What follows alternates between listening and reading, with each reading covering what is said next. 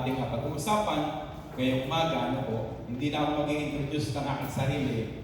Dahil matagal mo naman po ako nakikita na rito, hindi po nagbago yung kulay ng pastor. That's definite, po. So, bago po itong istorya na ito ay ito yung dalakpin na si Kristo. At isa pa natin limunin, ano ba yung mga ginawa ni Jesus bago siya mauwi sa kamatayan. So may mga bagay rito na napakahalaga na nais kong pag-usapan natin ngayong umaga nang sa gayon ay makita rin natin paano ba pinlano ng Panginoon ang Muñoz United Methodist Church? Paano ba tayo sinubaybayan ng Panginoon mula nang tayo ay nasa kadiliman at ngayon ay nasa panig na ng liwanag at patuloy na inaalagaan ng ating Panginoon para sa kanyang misyon. Sabi po doon sa verse 20 na ating binasa ngayong mga kapatid, sabi niyo doon, napakaganda ng kanyang winika, hindi lamang sila ang dinadalangin ko. He was talking to his Father in heaven. Sabi niya doon, hindi lamang sila ang dinadalangin ko. Pakinggan niyo po kundi pati ang mga mananalig sa akin. So he was also praying not only yung mga naniniwala na ipinagkaloob sa kanya ng kanyang ama, in the same manner, ipinapanalangin na niya yung mga maniniwala pa lang sa kanya. Amen po ba? Kaya napakaganda ng mensahe, ngayong umaga sa ating kalagitnaan, mga kapatid, sapagkat makailang ulit ko na rin kung binanggit ito sa atin na bago tayo nakakilala sa ating Panginoon, somebody already praying for us. Tayo ay produkto ng maraming mga pagluhod, pag-iyak, pagganyak, bago tayo tumalima at sumunod sa ating Panginoon. And ang nakakatuwa po dito, mga kapatid, hindi lang yung mga tao ngayon ang nanalangin sa atin. Even Christ Himself, dito sa ating pinagbabatayan ngayon, ay pinanalangin na tayo. At naalala ko nung natin kami sa isang Christian community, yung Emmaus Walk. Nung natin na kami sa Hulong Yugto, yung programa na yon, nakita namin yung mga pangalan namin. And we do not even know them. Most of them, we do not know. Pero may mga liham, may mga token na natatanggap kami, we got them na hindi namin nanunawaan. At nung huli, when we were praying, akala namin kami lang yung nandoon. But when we open our eyes, ang dami nakapaligid sa amin. They were crying, we were crying with them. Yung iba, nagyakapan na. Ganun yung atmosphere. At ngayong umaga ito, mga kapatid, minsan pang pinapaalala sa atin ng Panginoon, na may nananalangin sa atin. Bakit tayo pinapanalangin? Bakit tayo isinasama ng Panginoon? At inihimok niya ang kanyang ama na pakalagaan tayo. Una, sabi po doon, ito yung ultimong plano ng Panginoon sa iyo at sa akin. This is the greatest plan of the Lord in the life of His people. So hindi lang tayo basta pinalangin lang. Hindi lang tayo basta tinawag lang, inaya. Isa nakulitan pa tayo. Hindi lang tayo narito ngayon, mga kapatid, nire-represent natin ang Muñoz United Methodist Church para lang ito ay maging bahagi ng ating buhay. More than that, there is a much greater plan sa buhay mo at sa akin ng ating Panginoon. Sabi doon sa verse 20, to bring every believer into Him. Pinapanalangin ka ng Panginoon, meron siyang inuutusan na manalangin din para sa iyo at para sa akin, para tayo ay maidala din sa kanyang paanan. Naniniwala po ba kayo doon?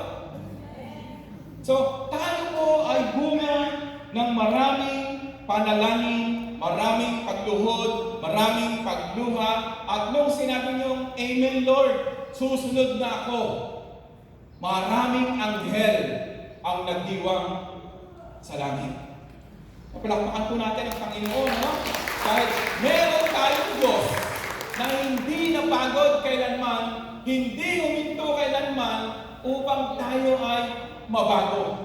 And eventually, makilala natin siya bilang tanging Diyos at Panginoon ng ating buhay. So, bakit ganun ang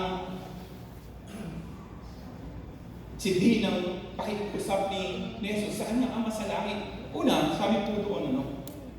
Kaya tayo pinapanalangin ng dire-diretso ng Panginoon, pinapagbabayan, because Jesus wants us to remain as a steadfast witness.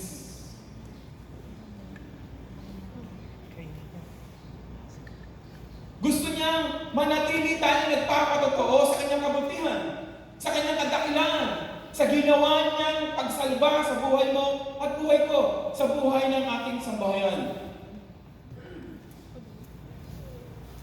Kaya po kapag tayo ay nananalangin, ang lagi nating isipin, kailangan kong manalangin pa rin, Lord, dahil there was a time somebody prayed and cried aloud for me. And that includes our Lord Jesus Christ. So sinasabi po doon na ito yung dapat na maging lifestyle ng buhay natin bilang mga disciple, bilang mga anak ng Diyos, bilang mga hinirang. Pangalawa, sinasabi po doon na kaya tayo pinapadalangin ng ating Panginoon, kaya nais lang tayo ay bumalik sa kung saan tayo dapat na nandoon, is because God wants us to continue to share His love. Kung close to 300 tayo aktibong miyembro ng ating iglesia, at ang bawat isa sa atin ang huminto na sa pagbabahagi ng pag-ibig, nakadakilaan ng Panginoon, ano na kaya ang mangyayari sa ating iglesia? Paano natin haharapin ang Panginoon pagdating ng araw na yon dahil huminto na tayo? Naiisip niyo po ba kung paano ang mangyayari doon sa mga kaluluwang nang dahil sa atin ay hindi nila narinig at naranasan ang kabutihan at kadakilaan ng ating Panginoon? Kaya po, kung kayo po ay iniimbitahan, isinasama na manalangin, mga kapatid, manalangin po tayo. Dahil baka yung panalangin mo ang siyang hinihintay lang ng kaluluwa na yon upang mabago ang paningin niya sa mundo na kanyang kinagagalawan o sumuko ito sa kanyang Panginoon. Namin po ba? Sabi po dun sa 2 Corinthians chapter 9 verse 8, and God is able to make all grace abound toward you, that you, always having all sufficiency in all things, may abound to every good work. Tingnan niyo po, hindi mo pakilala si Lord. Yung sinasabi natin prevenient grace. Hindi mo pa mahal si Lord, pinapanalangin ka na pala niya. At kahit na wala ka pang relasyon sa Kanya, pansinin niyo po yung sa 2 Corinthians. Ang plano sa inyo ng Panginoon is to abound in everything so that hindi ka magkukulang. Pag dumating yung panahon na nanawaan mo na ang Kanyang pagtawag at nagpasakop ka na sa Kanya, hindi ka matatakot na humayo. Dahil ang pangako niya sa iyo, you are going to be abound in all things para hindi ka magkulang. Amin po ba? Yan yung Diyos na pinaglilingkuran natin. Yan yung Diyos na tinalikuran natin ng mahabang panahon, subalit tayo patuloy na niyakap niya hanggang sa ngayon maging kaibigan mo na siya at Diyos ng iyong buhay. Pangalawa po, Jesus is continuously praying or interceding on our behalf. Kaya napakahalaga po na ang isang ministeryo ng ating iglesia ay yung prayer warrioring. At napakaraming vacant seats kapag ka araw ng Martes. Samahan niyo po kami sa pananalangin. Maging katulad ang puso natin ni Jesus at yung mga maraming apostol na nauna sa atin, nanalangin para sa atin. Hindi po ba nasabi ko na sa inyo na yung aking ninang, kapag ka lagi kong binibisita, kahit na sa mura ang isipan nun, ay ang plano ko lang ay makuha yung aginaldo o ibibigay niyang pera, pumupunta ako. Pinapanalangin ako ng ninang ko ngayon. At kung merong isang natutuwa, nakaluluwa na naging bahagi ng inyong lingkod, yun po yung ninang ko. Sapagkat sa pagtsatsaga niyang manalangin sa akin, ang kanyang inaanak ay ngayon ay isang alipid na ng kanyang Panginoon. So do not get tired of praying for someone, for somebody, for your family. At sana po huwag nating maririnig na magmumula sa ating labi na napapagod na tayo ipanalangin sila. And just imagine kung sinabi sa iyo ng Panginoon na napagod na ako sa iyo dahil napakatigas ng ulo mo. Binusog na kita, niligtas na kita, bumabalik ka pa rin sa dati, hindi na kita. Pero look, how steadfast the love of the Lord sa bawat isa sa atin. So bakit po tayo niya patuloy na pinapanalangin? Bakit nakikipag-intercession siya palagi sa kanyang Ama sa langit? Una po, sabi po doon, next po. Yan. Wala na dyan. Una po, ngayon, He is making sure that we will have sufficiency. Kaya na tayo pinapanalangin, kaya maraming nananalangin sa iyo at sa akin, we are making sure na hindi tayo magkukulang. Upang pag tayo hinayaw ng Panginoon sa kanyang malaki o maliit na ministeryo, hindi tayo magdadahilan na hindi natin kaya. Walang ganito, walang ganoon.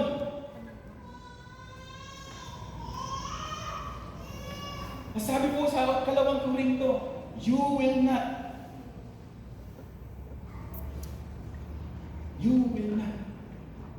hindi ka magkukulang sa kahit anong bagay.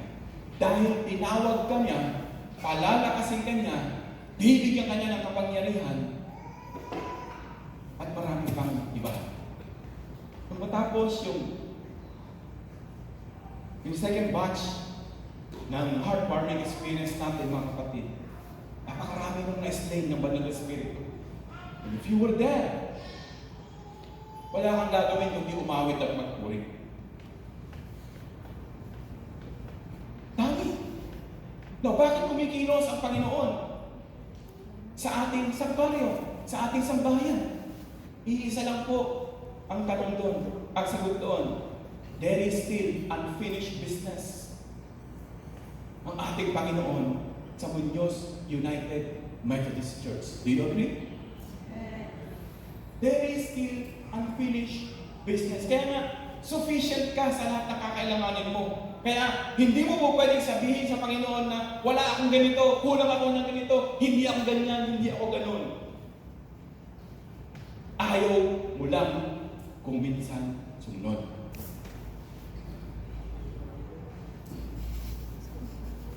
Pangalawa, kung bakit tayo pinapanalangin continuously ng ating Panginoon sa Kristo is He wants to make sure that we will be never separated to them.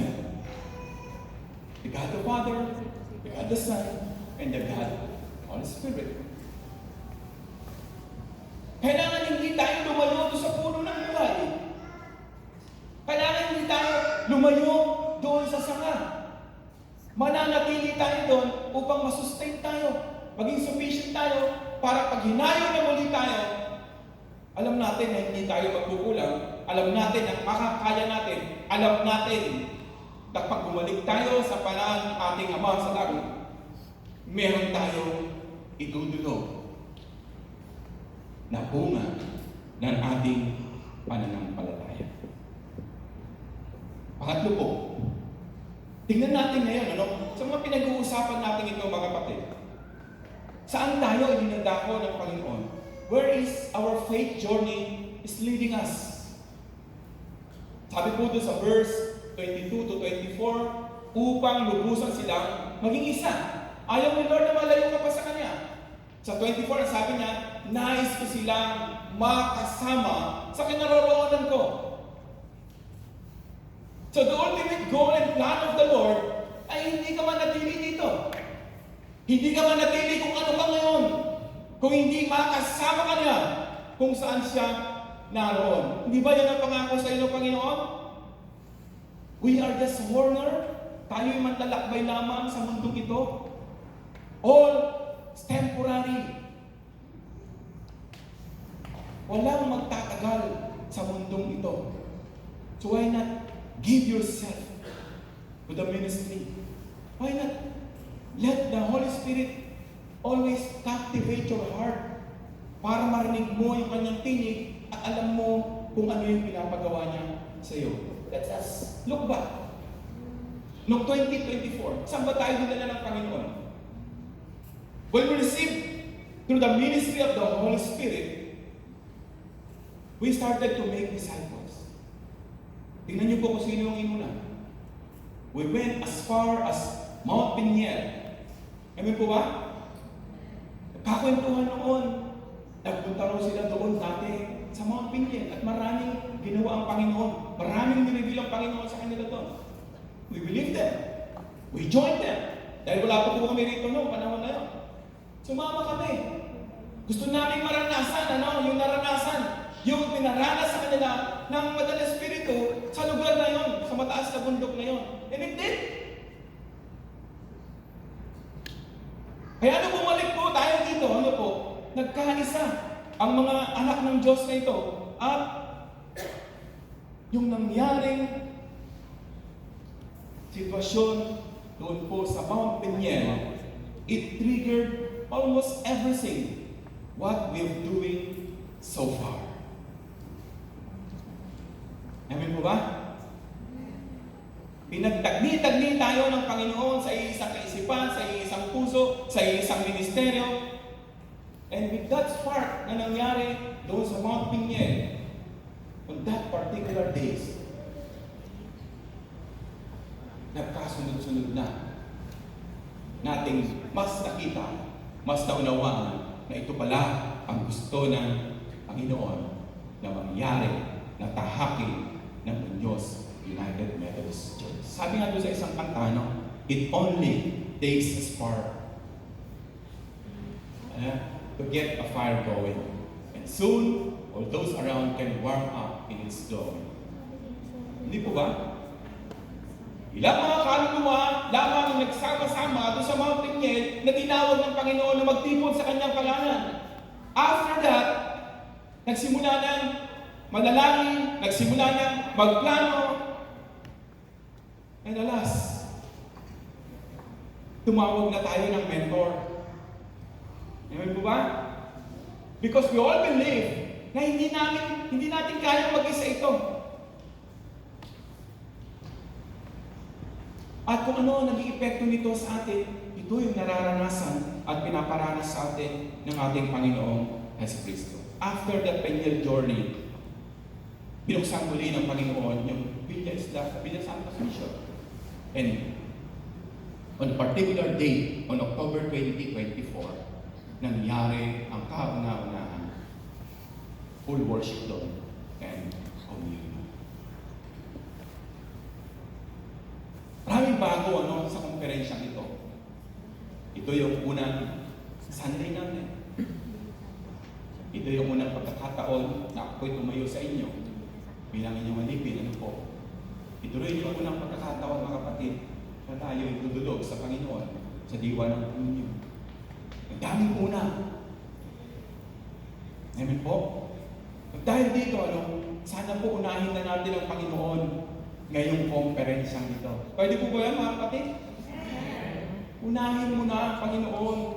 Hayaan mo na sila.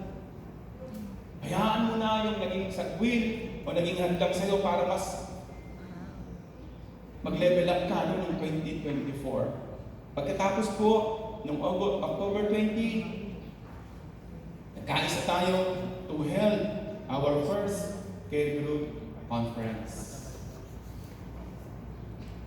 Pagkatapos nun, nung pumasok po ang 2025, nagkaisa po tayo sa grasya ng Panginoon.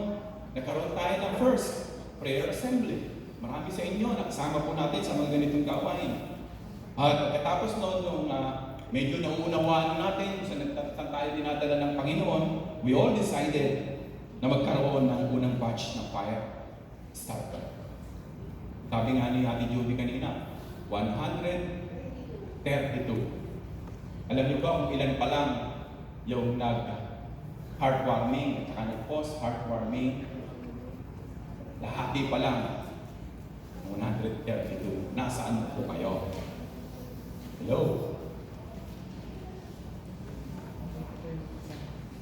So, kahanda po ulit tayo ng heartwarming. Please po, ikiusap po kami. Yung sa 132 na yun, magpalista na po kayo para makapagplano tayo at masundan po natin ang journey na gusto ng ating Panginoon. Pagkatapos po noon, nagkaroon tayo ng April 17 and 18 ng first batch ng heartwarming at sila din yung nag-attend sa post-heartwarming natin ng spiritual discipline. Ang ganda ng spiritual discipline dahil mas lumalim ang kaalaman ng ating mga kapatid na nandoon sa grupo na yun. Daming nilibildo ng Panginoon.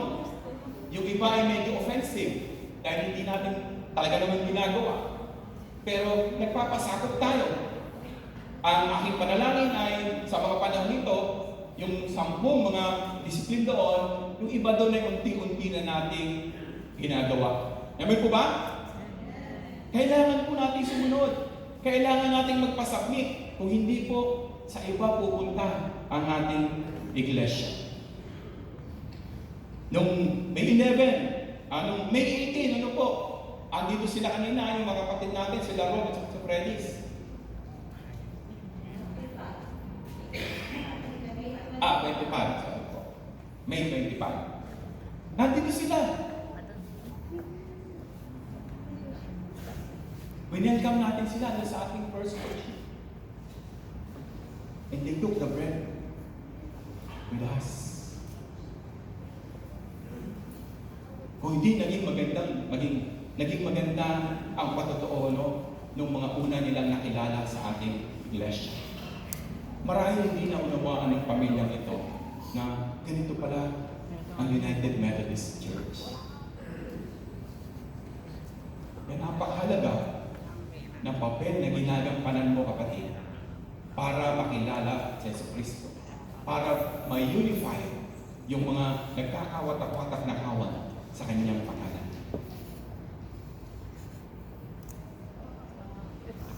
At yun nga, sabi ko kanina, matatapos lang ng second batch ng heartwarming experience natin. Excited pa rin ako dahil kakaiba yung experience. Maraming tinuro si Lord. Maraming pinakita na makamangha-mangha yung Banal na Espiritu. Kahapon, how I desire na kayo na nandoon sa 132 na bilang. Maranasan nyo na sana po yun. And how we still praying na yung 132 na halos kalahati lang ng ating church ay yakapin na po ang ating journey. Kung aabot na tayo sa 300 na bilang, ano po, nakikita yung madalo. Marami pa po ang hindi embrace yung intentional discipleship na ginagawa ng Banal Espiritu sa ating iglesia. We're encouraging each one of you. Let us unite. Let us have one in spirit, one in heart, one in mind, para magawa po natin ang mission ng ating iglesia. Karagdagan pa po doon, meron tayong 43, super alive na mga care groups. 43. Sana'y panalangin natin na maging 70 ito ngayong conference na ito. Bakit po kumpiyansa si pastor. O ba, ang dami na nung nag-heartwarming. Kung yun ay magduduplicate at pagkakatiwalaan ng Panginoon na kahit dalawang kaluluwa lang, o di bagong maliit na simbahan na naman yun. Hello? Yung wala pa pong care group, mga kapatid, malapit nang dumating si Lord. Halina po kayo. Let us unite in this intentional discipleship.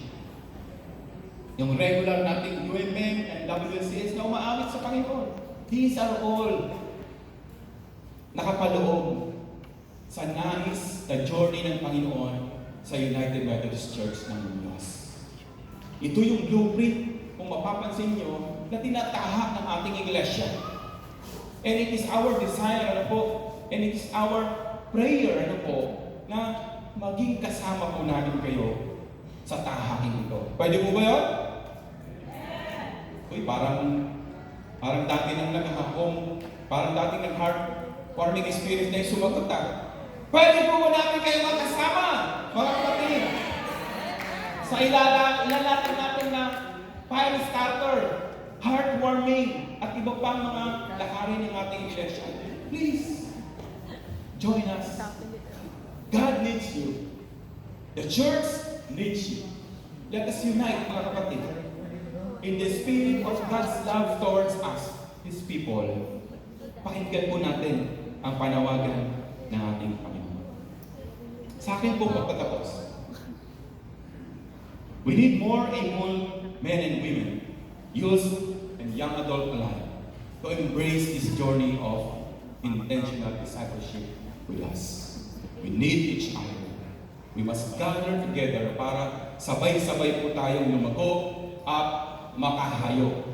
Wala pong maiiwan na ating mga kapatid. This new conference is opening up a new opportunity for you to grow, for you to grow, and for you to multiply. Kung care group leader ka na, i-desire mo na at hanapin sa Panginoon na in this conference, you will have additional care groups under you. Huwag tayo magkasya ng isa lang yung ating care group. Baka doon sa grupo mo na yun, ay meron lang po pwede na gawing care group leader. Dagdagan po natin, mga kapatid, ang ating effort. At kung ikaw ay miyembro ng care group, tanungin mo na si Lord. Tanungin mo na yung care group mo. Magpa-assist ka na para maging care group leader ka na din ngayong conference na ito. Intentionally join the next fire starter, heartwarming, or even the spiritual discipline. We are expanding God's territory, kaya kung available kayo, please join us in the mission. And, sabi ko nga po kanina, kung wala ka rin namang ginagawa talaga pag-araw ng Martes. Martes po. Martes po, ang daming bakanting upuan pag-araw ng Martes sa ating iglesia. Kailangan ng Panginoon ng may mas maraming nananalangin. Taas po ang kamay ng hindi marunong manalangin. Wala. Palakpakan po natin ang Panginoon. At sana, hindi matapos sa palakpak na yan, linggo ngayon, bukas ay Lunes, sa Tuesday. Makakasama na po namin kayo para manalangin sa ating mga kapatid at sa pangangailangan po nila. Upang makapagpatuloy tayo sa iba't ibang ministry para nakakapagpatuloy tayong united in Christ, a church that is intentionally discipling, mga minamahal, dinggin po ninyo ang panawagan ng ating Panginoon.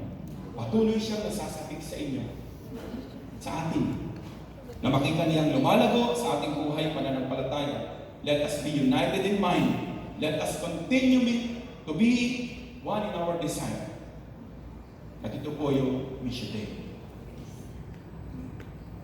At dahil kapag tayo ay nagkakaisa, na tayo ay nagmamahalan at nagtutulungan, ang sabi ng Panginoon sa sinulat niya kanina, nakikita ng mundo na tayo ay mga anak ng Diyos.